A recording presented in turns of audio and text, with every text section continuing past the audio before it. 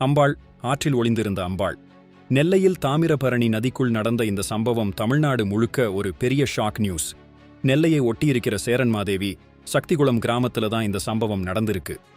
ஆத்துல குளிக்க போனவங்களுக்கு அங்க கிடைச்சது என்னன்னு பார்த்தா, தண்ணிக்குள்ள புதஞ்சிருந்த பல கோடி ரூபாய் மதிப்புள்ள 3 பழமையான ஐம்பொன் சிலைகள்.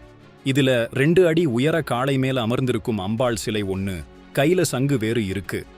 இது ஏதோ சாதாரண சம்பவம் இல்ல நண்பர்களே. கூடவே ஒரு அடி உயரம் கொண்ட 5 முக அம்மன் சிலையும், நின்ற நிலையில் ஒரு பெண் தெய்வ சிலையும் மீட்கப்பட்டிருக்கு. உடனே வருவாய்த்துறை அதிகாரிகள் வந்து சிலைகளை சிலை கடத்தல் தடுப்பு பிரிவு போலீஸ்ட ஒப்படைச்சிருக்காங்க. அதிசயமா இருக்குல்ல, இவ்வளவு மதிப்புள்ள இந்த சிலைகள் எந்த கோயில்ல இருந்து திருடப்பட்டது? இது கடத்தல்காரங்களோட வேலையா, இல்ல போலீஸ் தேடுறாங்கன்னு பயந்து போய் ஆத்துல வீசிட்டு போனாங்களா? இப்போதைக்கு போலீஸ் பல கோணங்கள்ல தீவிரமா விசாரிச்சுட்டு வராங்க. நம்ம தமிழ்நாட்டின் பாரம்பரியம், கலை செல்வங்கள் இப்படி கொள்ளை போறது ரொம்ப வேதனையான விஷயம்தான். விசாரணை முடிவில் தான் சிலைகள் எங்கிருந்து வந்துச்சுன்னு தெரியும்.